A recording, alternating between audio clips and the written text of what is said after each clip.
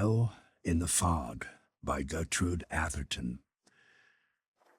The great author had realized one of the dreams of his ambitious youth, the possession of an ancestral hall in England. It was not so much the good American's reverence for ancestors that inspired the longing to consort with the ghosts of an ancient line, as artistic appreciation of the mellowness, the dignity, the aristocratic aloofness of walls that have sheltered and furniture that has embraced generations and generations of the dead. To mere wealth, only as astute and incomparably young brain yielded respect. His ego raised its gooseflesh at the sight of rooms furnished with a single check, conciliatory as the taste might be. The dumping of the old interiors of Europe into the glistening shells of the United States not only roused him almost to passionate protest, but offended his patriotism, which he classified among his unworked ideals. The average American was not an artist, therefore he had no excuse for even the affectation of cosmopolitanism. Heaven knew he was national enough in everything else, from his accent to his lack of repose. Let his surroundings be in keeping. Orth had left the United States soon after his first successes, and, his art being too great to be confounded with locality, he had long since ceased to be spoken of as an American author. All civilized Europe furnished stages for his puppets, and if never picturesque nor impassioned, his originality was as overwhelming as his style.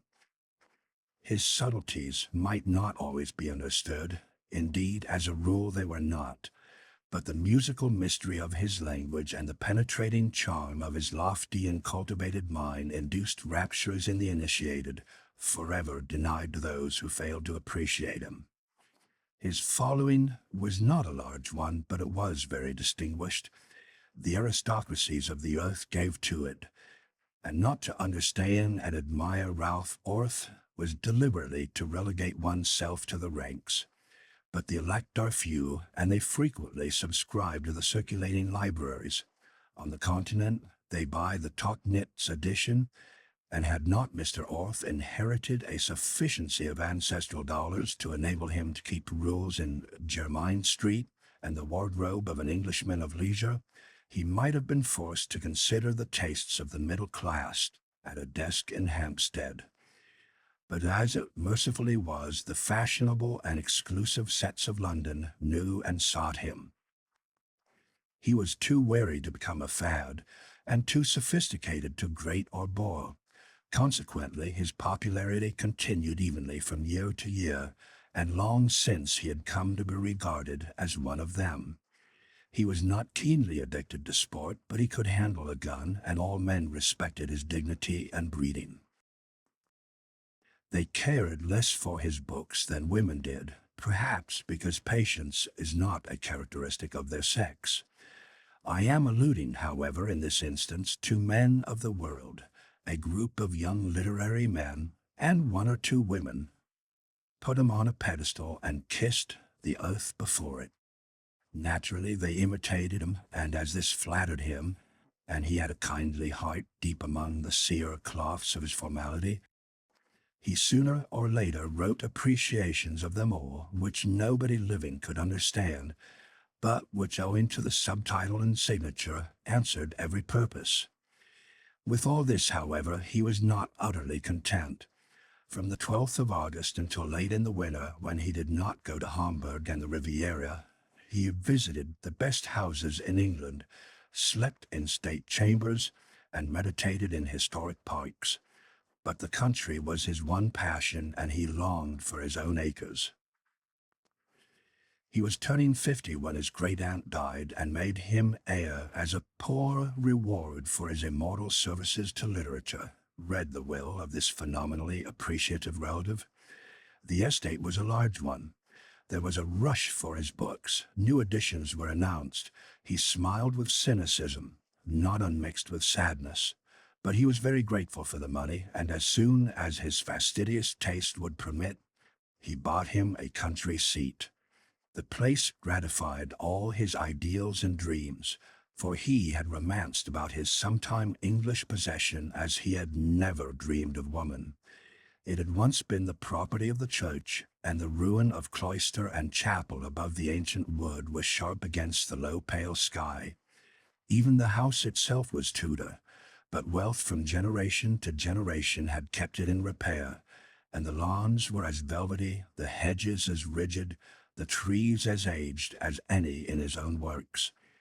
It was not a castle nor a great property, but it was quite perfect, and for a long while he felt like a bridegroom on a succession of honeymoons. He often laid his hand against the rough ivied walls in a lingering caress. After a time he returned the hospitalities of his friends, and his invitations, given with the exclusiveness of his great distinction, were never refused. Americans visiting England eagerly sought for letters to him, and if they were sometimes benumbed by that cold and formal presence, and awed by the silences of Chillingsworth, the few who entered there, they thrilled in anticipation of verbal triumphs, and forthwith bought an entire set of his books. It was characteristic that they dared not ask him for his autograph. Although women invariably described him as brilliant, a few men affirmed that he was gentle and lovable, and any one of them was well content to spend weeks at Chillingsworth with no other companion. But on the whole, he was a rather lonely man. It occurred to him how lonely he was one gay June morning when the sunlight was streaming through his narrow windows, illuminating tapestries and armor, the family portraits of the young profligate from whom he had once made his purchase, dusting its gold on the black wood of wainscot and floor. He was in the gallery at the moment, studying one of his two favorite portraits, a gallant little lad in the green costume of Robin Hood. The boy's expression was imperious and radiant, and he had that perfect beauty which in any disposition appealed so powerfully to the author. But as Orth stared today at the brilliant youth of whose life he knew nothing, he suddenly became aware of a human stirring at the foundations of his aesthetic pleasure. I wish he were alive and here, he thought with a sigh. What a jolly little companion he would be, and this fine old mansion would make a far more complimentary setting for him than for me. He turned away abruptly, only to find himself face to face with a portrait of a little girl who was quite unlike the boy, yet so perfect in her own way and so unmistakably painted by the same hand that he had long since concluded they had been brother and sister. She was angelically fair, and, young as she was, she could not have been more than 6 years old. Her dark blue eyes had a beauty of mind which must have been remarkable 20 years later. Her pouting mouth was like a little scarlet serpent, her skin almost transparent. Her pale hair fell waving, not curled with the orthodoxy of childhood, about her tender bare shoulders. She wore a long white frock and clasped tightly against her breast a doll far more gorgeously arrayed than herself. Behind her were the ruins and woods of Chillingsworth. Orth had studied this portrait many times for the sake of an art which he understood almost as well as his own. But today he saw only the lovely child. He forgot even the boy in the intensity of this new and personal absorption. Does she live to grow up, I wonder? He thought. She would have made a remarkable, even a famous woman with those eyes and that brow, but could the spirit within that ethereal frame stand the enlightenments of maturity? Would not that mind, purged, perhaps in a long probation from the dross of other existences, flee in disgust from the commonplace problems of a woman's life? Such perfect beings should die while they are still perfect. Still, it is possible that this little girl, whoever she was idealized by the artist, who painted into her his own dream of exquisite childhood. Again he turned away impatiently. I believe I'm rather fond of children, he admitted. I find myself watching them on the street when they are pretty enough. Well, who does not like them, he added with some defiance. He went back to his work. He was chiseling a story which was to be the foremost excuse of a magazine as yet unborn. At the end of half an hour he threw down his wondrous instrument, which looked not unlike an ordinary pen, and making no attempt to disobey the desire that possessed him, went back to the gallery. The dark, splendid boy, the angelic little girl were all he saw, even of the several children in that roll call of the past, and they seemed to look straight down his eyes into the depths where the fragmentary ghosts of unrecorded ancestors gave faint musical response. The dead's kindly recognition of the dead, he thought, but I wish these children were alive. For a week he haunted the gallery, and the children haunted him. Then he became impatient and angry. "I am mooning like a barren woman," he exclaimed. "I must take the briefest way of getting these youngsters off my mind." With the help of his secretary, he ransacked the library and finally brought to light the gallery catalogue which had been named in the inventory.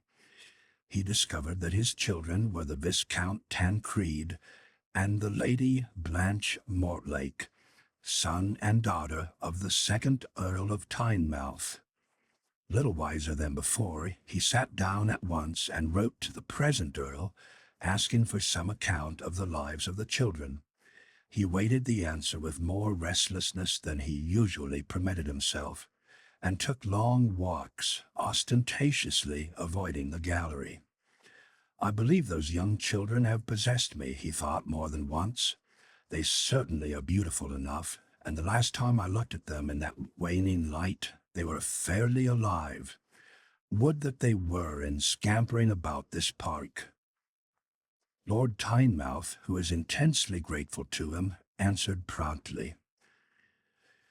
"I am afraid," he wrote, "that I don't know much about my ancestors, those who didn't do something or other, but I have a vague remembrance of having been told by an aunt of mine, who lives on the family traditions, she isn't married, that the little chap was drowned in the river, and that the little girl died too. I mean, when she was a little girl. Wasted away or something. I'm such a beastly idiot about expressing myself that I wouldn't dare to write to you at all if you weren't really great. That is actually all I can tell you, and I'm afraid the painter was their only biographer." The author was gratified that the girl had died young, but grieved for the boy. Although he had avoided the gallery of late, his practiced imagination had evoked from the throngs of history the high-handed and brilliant, surely adventurous career of the third Earl of Tynemouth. He had pondered upon the deep delights of directing such a mind and character, and had caught himself envying the dust that was older still. When he read of the lad's early death, in spite of his regret that such promise should have come to naught, he admitted to a secret thrill of satisfaction that the boy had so soon ceased to belong to anybody. Then he smiled with both sadness and humor. "What an old fool I am," he admitted. "I believe I not only wish these children were alive, but that they were my own." The frank admission proved fatal. He made straight for the gallery. The boy, after the interval of separation, seemed more spiritedly alive than ever. The little girl to suggest with a faint, appealing smile that she would like to be taken up and cuddled. "I must try another way," he thought desperately after that long communion. "I must write them out of me." He went back to the library and locked up the tour de force which had seized command as classic faculty. At once he began to write the story of the brief lives of the children, much to the amazement of that faculty which was little accustomed to the simplicities. Nevertheless, before he had written 3 chapters, he knew that he was at work upon a masterpiece, and more. He was experiencing a pleasure so keen that once and again his hand trembled, and he saw the page through a mist.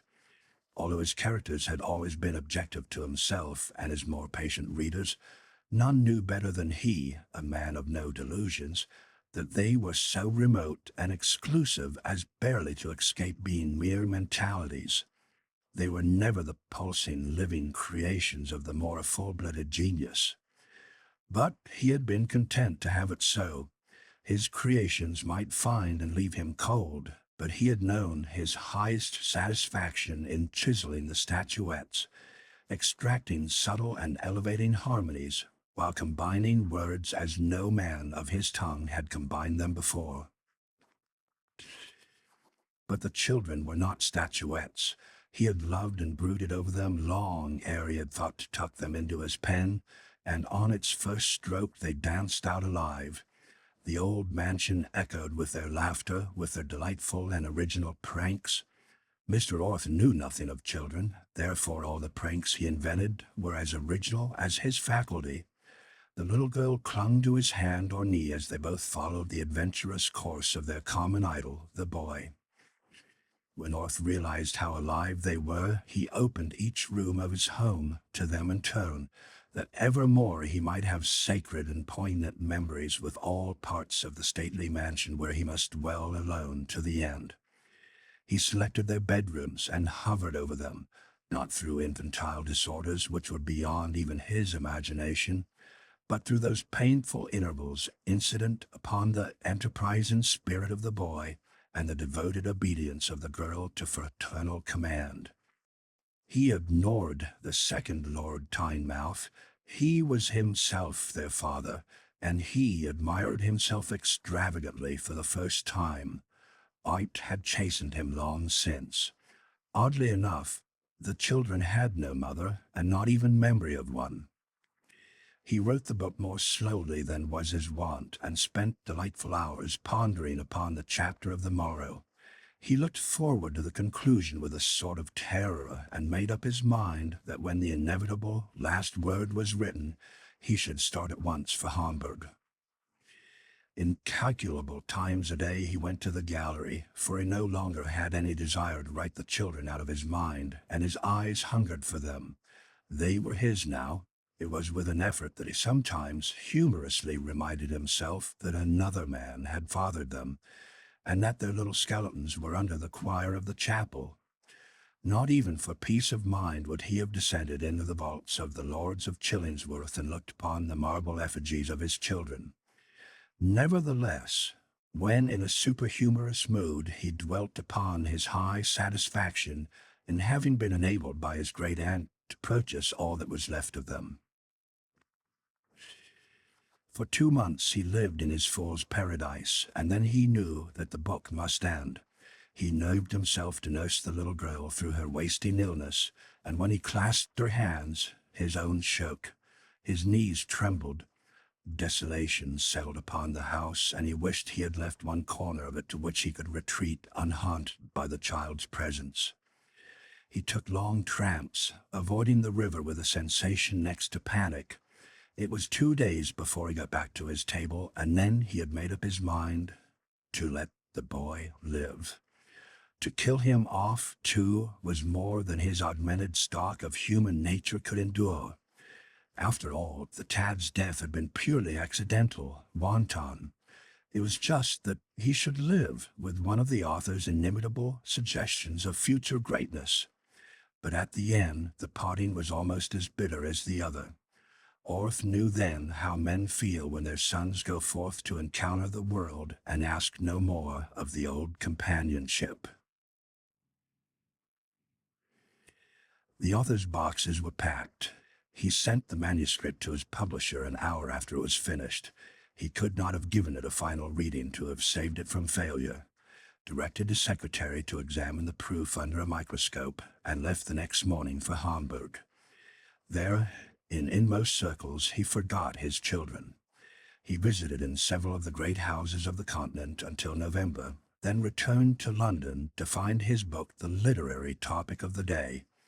His secretary handed him the reviews, and for once, in a way, he read the finalities of the nameless. He found himself hailed as a genius and compared in astonished phrases to the prodigiously clever talent which the world for 20 years had isolated under the name of Ralph Orth. This pleased him, for every writer is human enough to wish to be hailed as a genius, and immediately.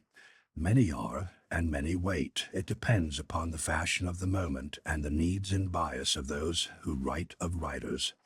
Orth had waited 20 years, but his past was bedecked with the headstones of geniuses long since forgotten. He was gratified to come thus publicly into his estate, but soon reminded himself that all the adulation of which a belated world was capable could not give him one thrill of the pleasure which the companionship of that book had given him while creating. It was the keenest pleasure in his memory, and when a man is 50 and has written many books, that is saying a great deal. He allowed that society was in town to lavish honors upon him for something over a month, then cancelled all his engagements and went down to Chillingsworth, his estate in Hertfordshire, that county of gentle hills and tangled lanes, of ancient oaks and wide, wild heaths, of historic houses and dark woods, and green fields innumerable, a Wordsworthian shire steeped in the deepest peace of England. As Orth drove towards his own gates, he had the typical English sunset to gaze upon, a red streak with a church spire against it. His woods were silent. In the fields the cows stood as if conscious of their part. The ivy on his old grey towers had been young with his children. He spent a haunted night, but the next day stranger happenings began. Chapter 2. He rose early and went for one of his long walks. England seems to cry out to be walked upon, and Orth, like others of the transplanted, experienced to the full the country's gift of foot restlessness and mental calm. Calm flees, however, when the ego is rampant, and today, as upon others too recent, Orth's soul was as restless as his feet. He had walked for 2 hours when he entered the wood of his neighbor's estate, a domain seldom honored by him, as it too had been bought by an American, a flighty, hunting widow who displeased the fastidious taste of the author. He heard children's voices and turned with a quick prompting of retreat. As he did so, he came face to face on the narrow path with a little girl. For the moment he was possessed by the most hideous sensation which can visit a man's being, abject terror. He believed that body and soul were disintegrating. The child before him was his child, the original of a portrait in which the artist, dead 2 centuries ago, had missed exact fidelity after all. The difference, even as rolling vision took note, lay in the warm, pure, living waitness and the deeper spiritual suggestion of the child in his path. Fortunately for his self-respect, the surrender lasted but a moment. The little girl spoke. "You look real sick," she said. "Shall I lead you home?" The voice was soft and sweet, but the intonation, the vernacular, were American and not of the highest class. The shock was, if possible, more agonizing than the other, but this time Orth rose to the occasion. "Who are you?" he demanded with asperity. "What is your name? Where do you live?" The child smiled, an angelic smile, although she was evidently amused. "I never had so many questions asked me all at once," she said, "but I don't mind, and I'm glad you're not sick. I'm Mrs. Jenny Root's little girl. My father's dead. My name is Blanche." "You are sick?" "No? And I live in Rome, New York State. We've come over here to visit Pa's relations." Orth took the child's hand in his. It was very warm and soft. "Take me to your mother," he said firmly, "now, at once. You can return and play afterwards. And as I won't have you disappointed for the world, I'll send you to town today for a beautiful doll." The little girl, whose face had fallen, flashed her delight, but walked with great dignity beside him. He groaned in his depths as he saw they were pointing for the widow's house, but made up his mind that he would know the history of the child and of all her ancestors if he had to sit down at the table with his obnoxious neighbor. To his surprise, however, the child did not lead him into the park, but towards one of the old stone houses of the tenantry. Pa's great-great-great-grandfather lived there, she remarked, with all the American's pride of ancestry. Orth did not smile, however. Only the warm clasp of the hand in his, the soft, thrilling voice of his still mysterious companion, prevented him from feeling as if moving through the mazes of one of his own famous ghost stories. The child ushered him into the dining room, where an old man was seated at the table reading his Bible. The room was at least 800 years old. The ceiling was supported by the trunk of a tree, black and probably petrified. The windows had still their diamond panes, separated no doubt by the original lead. Beyond was a large kitchen in which were several women. The old man, who looked patriarchal enough to have laid the foundations of this dwelling, glanced up and regarded the visitor without hospitality. His expression softened as his eyes moved to the child. "Who have you brought?" he asked. He removed his spectacles. "Ah." He rose and offered the author a chair. At the same moment, the women entered the room. "Of course you've fallen in love with Blanche, sir," said one of them. "Everybody does." "Yes, that is it, quite so." Confusion still prevailing among his faculties, he clung to the naked truth. "This little girl has interested and startled me because she bears a precise resemblance to one of the portraits in Chillingsworth, painted about 200 years ago. Such extraordinary likenesses do not occur without reason, as a rule, and as I admired my portrait so deeply that I have written a story about it, you will not think it unnatural if I am more than curious to discover the reason for this resemblance. The little girl tells me that her ancestors lived in this very house, and as my little girl lived next door, so to speak, there is undoubtedly a natural reason for the resemblance." His host closed the Bible, put his spectacles in his pocket, and hobbled out of the house. "He'll never talk of family secrets," said an elderly woman who introduced herself as the old man's daughter and had placed bread and milk before the guest. "There are secrets in every family, and we have ours, but he'll never tell those old tales. All I can tell you is that an ancestor of little Blanche went to wreck and ruin because of some fine lady's doings and killed himself. The story is that his boys turned out bad. One of them saw his crime and never got over the shock. He was foolish-like after. The mother was a poor, scared sort of creature and hadn't much influence over the other boy. There seemed to be a blight on all the man's descendants until one of them went to America. Since then, they haven't prospered exactly, but they've done better, and they don't drink so heavy." "They haven't done so well," remarked a worn, patient-looking woman. Orth typed her as belonging to the small middle class of an interior town of eastern United States. "You are not the child's mother?" "Yes, sir. Everybody is surprised. You needn't apologize. She doesn't look like any of us, although her brothers and sisters are good enough for anybody to be proud of. But we all think she strayed in by mistake, for she looks like any lady's child, and of course, we're only middle class." Orth gasped. It was the first time he had ever heard a Native American use the term middle class with a personal application. For the moment, he forgot the child. His analytical mind raked in the new specimen.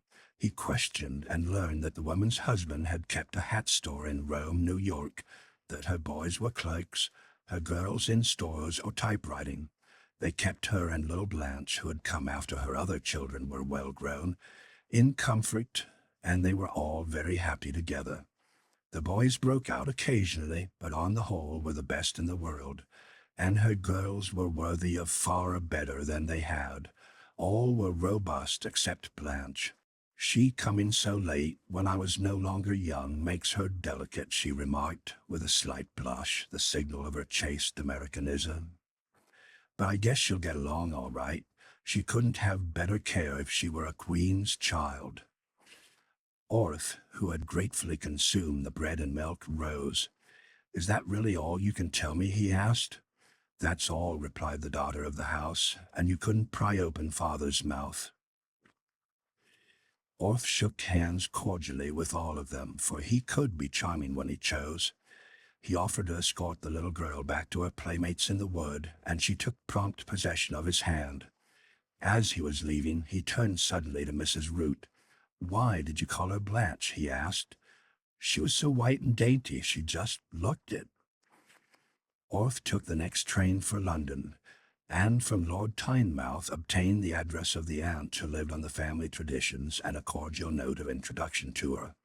He then spent an hour anticipating in a toy shop the whims and pleasures of a child, an incident of paternity which his book children had not inspired. He bought the finest doll, piano, French dishes, cooking apparatus, and playhouse in the shop, and signed a check for £30 with a sensation of positive rapture.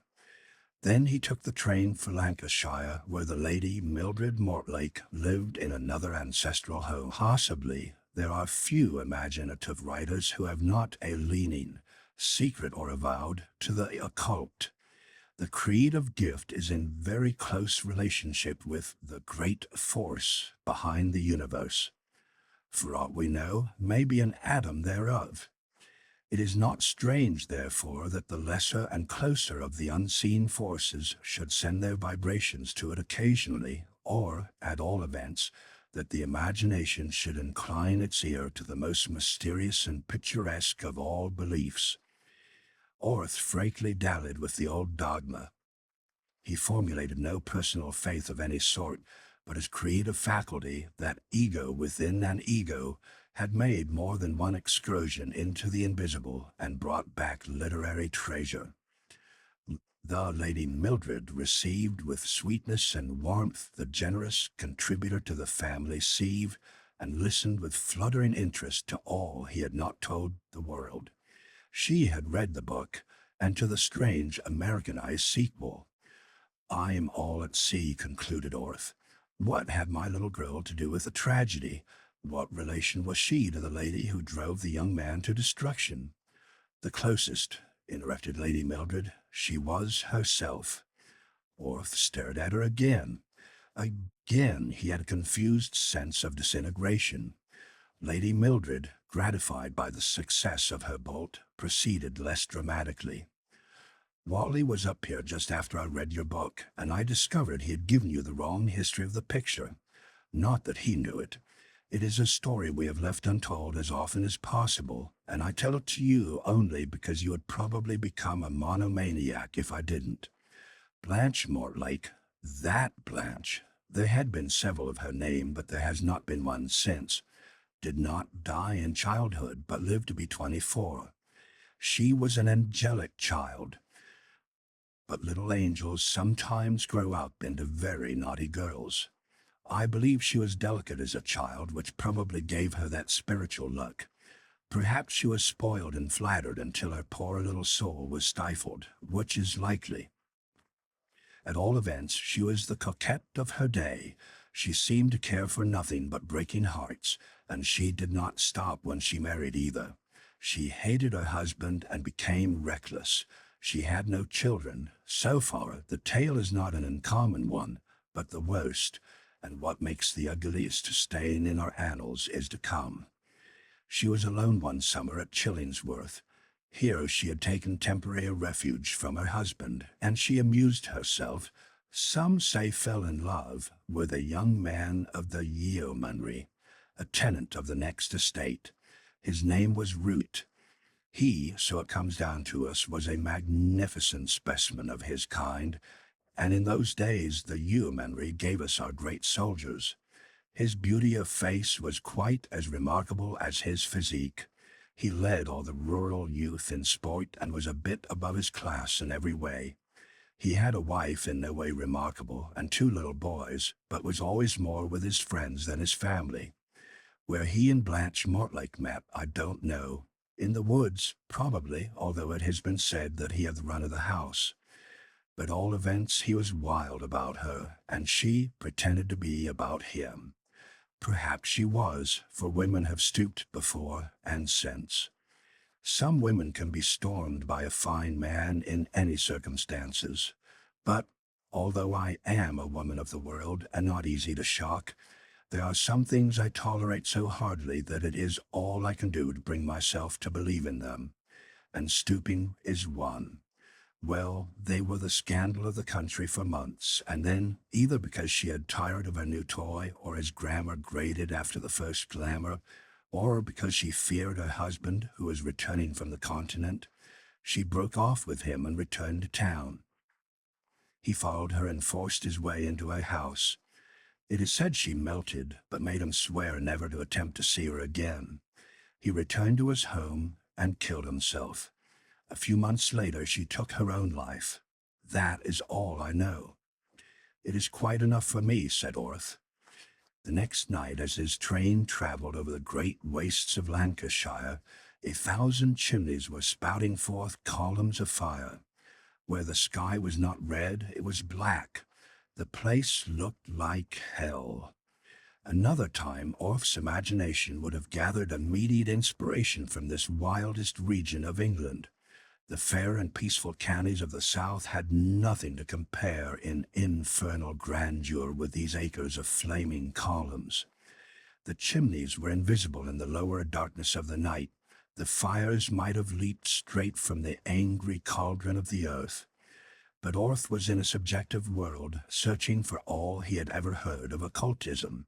He recalled that the sinful dead are doomed, according to this belief, to linger for vast reaches of time in that borderland which is close to earth, eventually sent back to work out their final salvation, that they work it out among the descendants of the people they have wronged, that suicide is held by the devotees of occultism to be a cardinal sin, abhorred and execrated.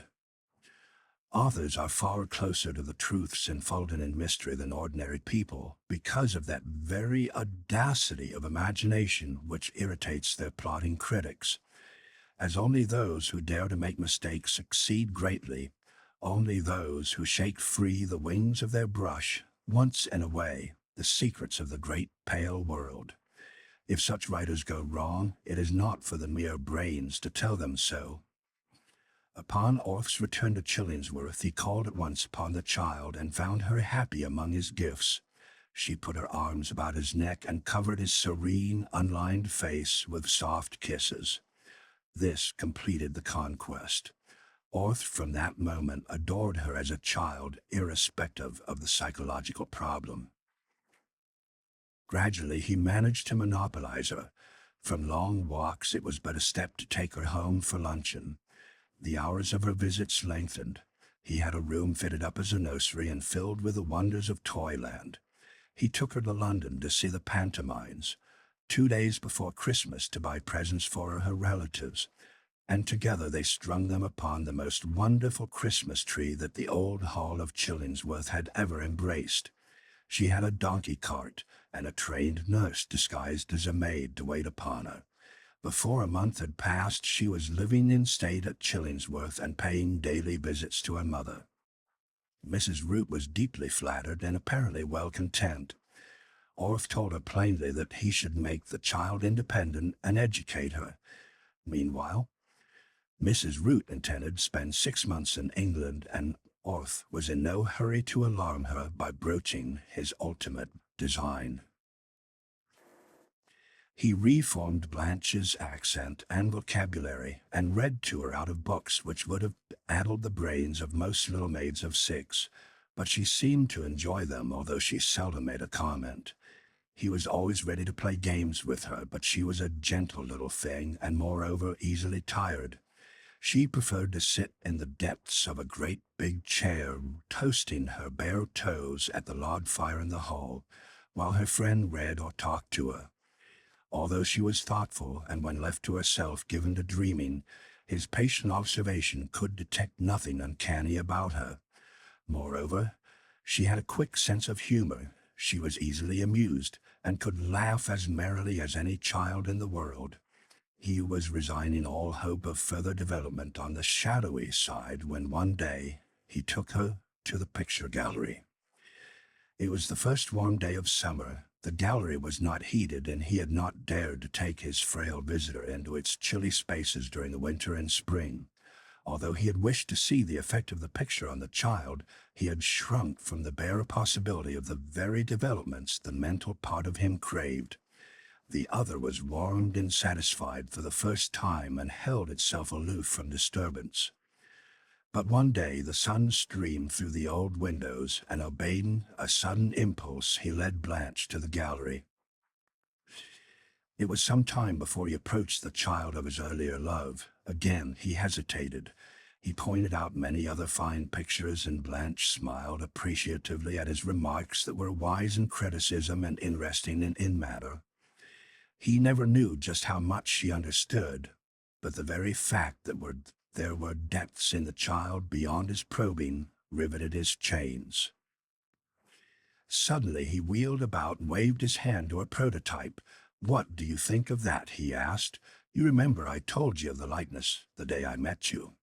She looked indifferently at the picture, but he noticed that her color changed oddly. Its pure white tone gave place to an equally delicate gray. "I have seen it before," she said. "I came in here one day to look at it, and I have been quite often since." "You never forbade me," she added, looking at him appealingly, but dropping her eyes quickly. "And I like the little girl and the boy very much." "Do you? Why?" "I don't know." A formula in which she had taken refuge before. Still, her candid eyes were lowered, but she was quite calm. Orth, instead of questioning, merely fixed his gaze upon her and waited. In a moment she stirred uneasily, but she did not laugh nervously as another child would have done. He had never seen her self-possession ruffled, and he had begun to doubt he ever should. She was full of human warmth and affection. She seemed made for love, and every creature who came within her ken adored her, from the author himself down to the litter of puppies presented to her by the stable boy a few weeks since. But her serenity would hardly be enhanced by death. She raised her eyes finally, but not to his. She looked at the portrait. "Did you know that there was another picture behind?" she asked. "No," replied Orth, turning cold. "How did you know it?"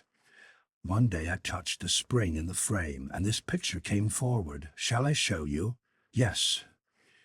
And crossing curiosity and the involuntary shrinking from impending phenomena was a sensation of aesthetic disgust that he should be treated to a secret spring. The little girl touched hers, and that other Blanche sprang aside so quickly that she might have been impelled by a sharp blow from behind. Orth narrowed his eyes and stared at what she revealed. He felt that his own Blanche was watching him, and set his features, although his breath was short. There was Lady Blanche Mortlake in the splendor of her young womanhood, beyond a doubt. Gone were all traces of her spiritual childhood, except perhaps in the shadows of the mouth. But more than fulfilled were the promises of her mind. Assuredly the woman had been as brilliant and gifted as she had been restless and passionate. She wore her very pearls with arrogance. Her very hands were tense with eager life. Her whole being breathed mutiny. Orth turned abruptly to Blanche, who had transferred her attention to the picture. "What a tragedy is there," he exclaimed with a fierce attempt at lightness. "Think of a woman having all that pent up within her 2 centuries ago, and at the mercy of a stupid family, no doubt, and a still stupider husband. No wonder. Today, a woman like that might not be a model for all the virtues, but she certainly would use her gifts and become famous, the while living her life too fully to have any place in it for yeomen and such, or even for the trivial business of breaking hearts." He put his finger under Blanche's chin and raised her face, but he could not compel her gaze. "You are the exact image of that little girl," he said, "except that you are even purer and finer." She had no chance, none whatever. You live in the woman's age. Your opportunities will be infinite. I shall see to it that they are. What you wish to be, you shall be. There will be no pent-up energies here to burst out into disaster for yourself and others. You shall be trained to self-control. That is, if you ever develop self-will, dear child. Every faculty shall be educated. Every school of life you desire knowledge through shall be open to you. You shall become that finest flower of civilization, a woman who knows how to use her independence. She raised her eyes slowly and gave him a look which stirred the roots of sensation, a long look of unspeakable melancholy. Her chest rose once, then she set her lips tightly and dropped her eyes. "What do you mean?" he cried roughly, for his soul was chattering. "Is it, do you—" He dared not go too far and concluded lamely, "You mean you fear that your mother will not give you to me when she goes. You have divined that I wish to adopt you. Answer me, will you?" But she only lowered her head and turned away, and he, fearing to frighten or repel her, apologized for his abruptness, restored the art picture to its place, and led her from the gallery.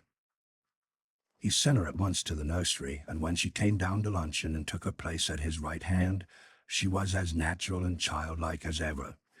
For some days he restrained his curiosity, but one evening, as they were sitting before the fire in the hall, listening to the storm, and just after he had told her the story of the Earl King, he took her on his knee and asked her gently if she would not tell him what had been in her thoughts when he had drawn her brilliant future.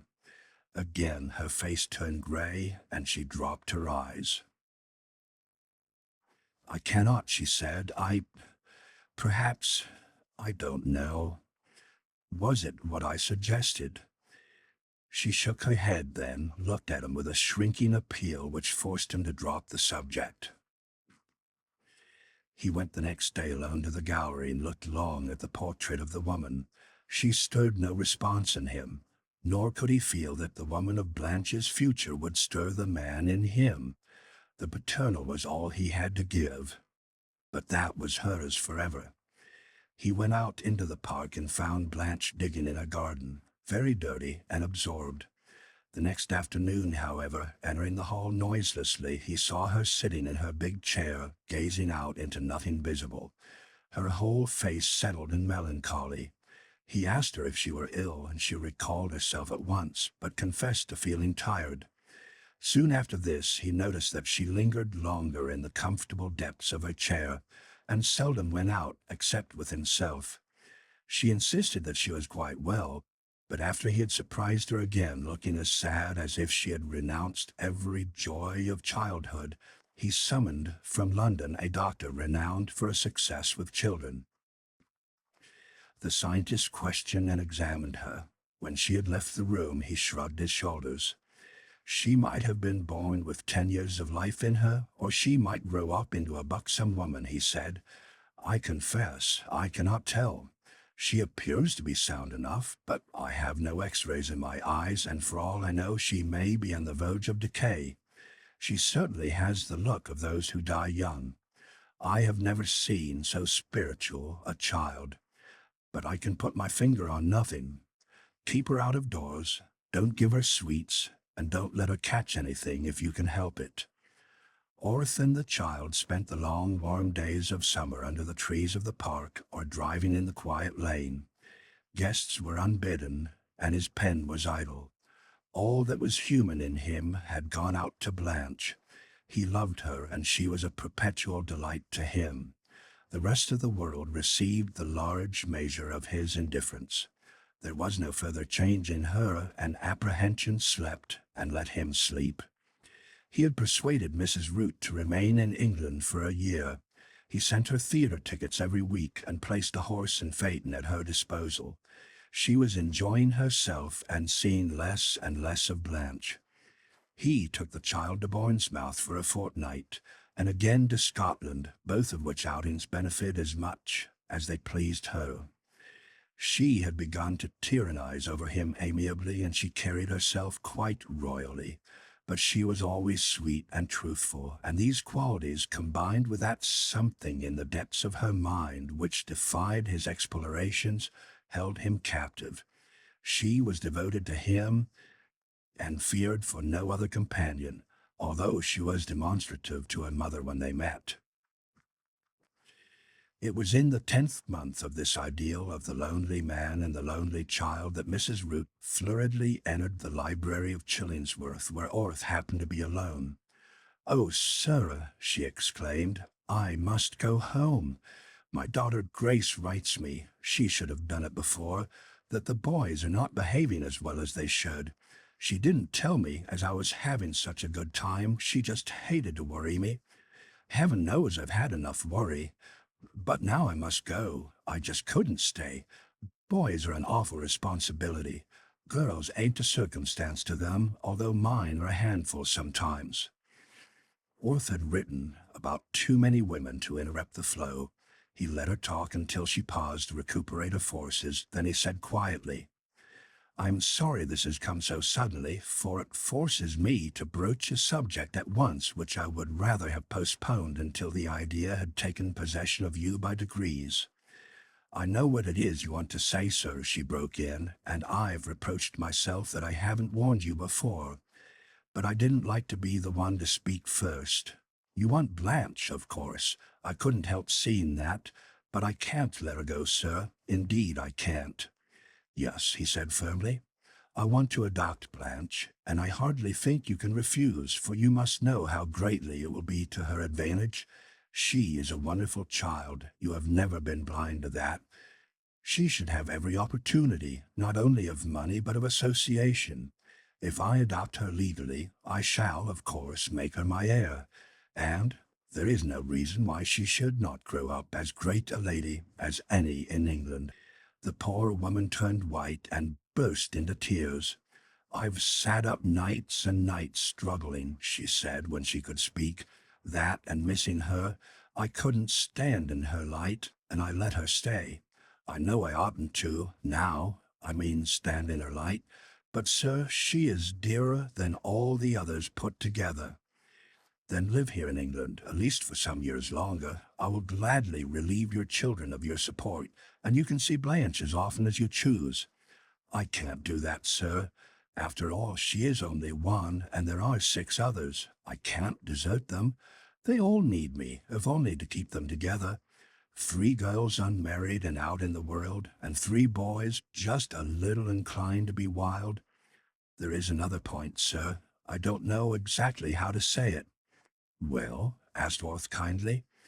"The American woman thought him the ideal gentleman, although the mistress of the estate on which she visited called him a boor and a snob. It is, well, you must know, you can imagine, that her brothers and sisters just worship Blanche. They save their dimes to buy her everything she wants, or used to want. Heaven knows what will satisfy her now, although I can't see that she's one bit spoiled. But she's just like a religion to them. They're not much on church, I'll tell you, sir. What I couldn't say to anyone else, not even to those relations who have been so kind to me. But there's a wildness, just a streak in all of my children, and I know it's Blanche that keeps them straight. My girls get bitter sometimes. Work all the week and little fun, not caring for common men and no chance to marry gentlemen. And sometimes they break out and talk dreadful then. When they're over it, they'll say they live for Blanche. They've said it over and over, and they mean it. Every sacrifice they've made for her, and they've made many, has done them good.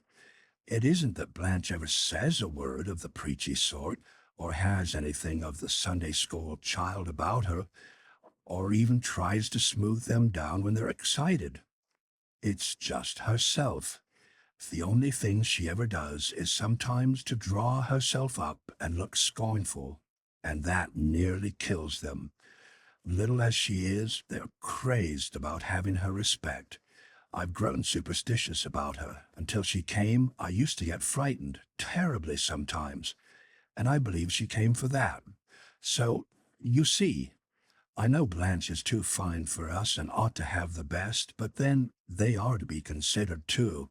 They have their rights, and they've got much more good than bad in them. I don't know. It's kept me awake many nights." Orth rose abruptly. "Perhaps you'll take some further time to think it over," he said. "You can stay a few weeks longer. The matter cannot be so pressing as that." The woman rose. "I've thought this," she said. "Let Blanche decide. I believe she knows more than any of us. I believe that whichever way she decided would be right. I won't say anything to her, so you won't think I'm working on her feelings, and I can trust you. But she'll know." "Why do you think that?" asked Orth sharply. "There is nothing uncanny about the child. She is not yet 7 years old. Why should you place such a responsibility upon her?" "Do you think she's like other children?" "I know nothing of other children." "I do, sir. I've raised 6, and I've seen hundreds of others. I never was one to be a fool about my own, but Blanche isn't like any other child living. I'm certain of it." "What do you think?" And the woman answered according to her lights. "I think she's an angel and came to us because we needed her." "And I think she is Blanche Mortlake working out the last of her salvation," thought the author, but he made no reply and was alone in a moment. It was several days before he spoke to Blanche, and then one morning when she was sitting on her mat on the lawn with the light frill upon her, he told her abruptly that her mother must return home. To his surprise, but unutterable delight, she burst into tears and flung herself into his arms. "You need not leave me," he said, when he could find his own voice. "You can stay here always and be my little girl. It all rests with you." "I can't stay," she sobbed. "I can't." "And that is what made you so sad once or twice?" he asked with a double eagerness. She made no reply. "Oh," he said passionately, "give me your confidence, Blanche. You are the only breathing thing that I love." "If I could, I would," she said, "but I don't know. Not quite." "How much do you know?" But she sobbed again and would not answer. He dared not risk too much. After all, the physical barrier between the past and present was very young. Well, then we will talk about the other matter. I will not pretend to disguise the fact that your mother is distressed at the idea of parting from you and thinks it would be as sad for your brothers and sisters, whom she says you influence for their good. Do you think that you do?" "Yes." "How do you know this?" "Do you know why you know everything?" "No, my dear, and I have great respect for your instincts. But your sisters and brothers are now old enough to take care of themselves. They must be of poor stuff if they cannot live properly without the aid of a child. Moreover, they will be marrying soon. That will also mean that your mother will have many little grandchildren to console her for your loss. I will be the one bereft if you leave me. I am the only one who really needs you. I don't say I'll go to the bad, as you may have very foolishly persuaded yourself your family will do without you, but I trust to your instincts to make you realize how unhappy, how inconsolable I shall be. I shall be the loneliest man on earth." She rubbed her face deeper into his flannels and tightened her embrace. "Can't you come too?" she asked. "No, you must live with me wholly or not at all. Your people are not my people. Their ways are not my ways. We should not get along. And if you lived with me over there, you might as well stay here, for your influence over them would be quite as removed. Moreover, if they are of the right stuff, the memory of you will be quite as potent for good as your actual presence." "Not unless I died." Again, something within him trembled. "Do you believe you're going to die young?" he blurted out. But she would not answer. He entered the nursery abruptly the next day and found her packing her dolls. When she saw him, she sat down and began to weep hopelessly. He knew then that his fate was sealed. And when, a year later, he received her last little scroll, he was almost glad that she went when she did. End of The Bell in the Fog by Gertrude Atherton.